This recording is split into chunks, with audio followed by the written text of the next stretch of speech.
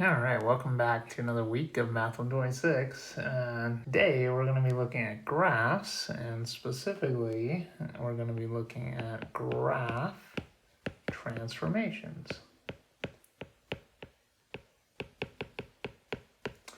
Transformations is a long word. I don't like it as a descriptor of this particular section. I like the word shifts. So they're interchangeable. Graph shifts, graph transformations, whatever you would like to call these.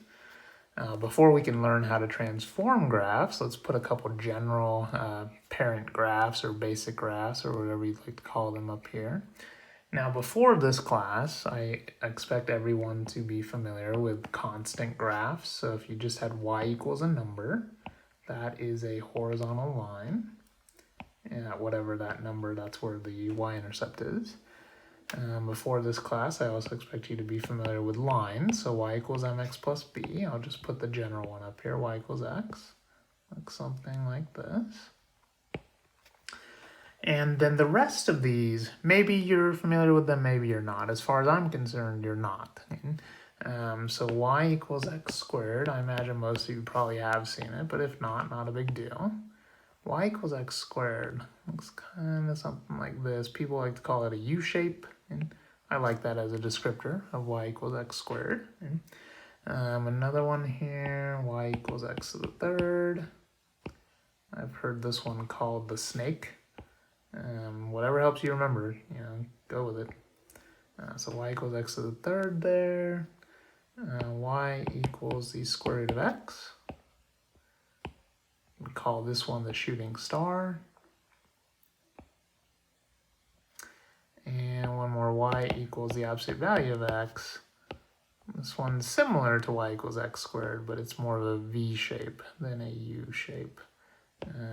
That's not a great drawing there. Hopefully, you guys know my drawings are never to scale, but that looks a little bit better at least.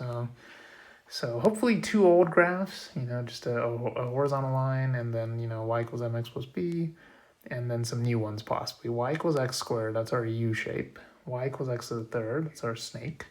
Y equals the square root of x, shooting star, and y equals the absolute value of x, that's our V-shaped graph. So these will be very useful to us. I would say, in my opinion, I think you should have these memorized, and we're going to use them so often this semester.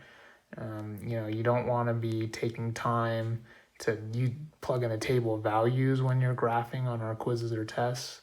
The timing on the quizzes and tests will take into account that I expect these basic parent graphs to be memorized. So I think it's a good idea to have these four new ones, x squared, x to the third, square root of x, and absolute value of x memorized sooner rather than later.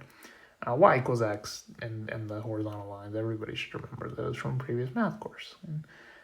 So in the other videos for this section, we're going to see how to transform these and how to shift them around.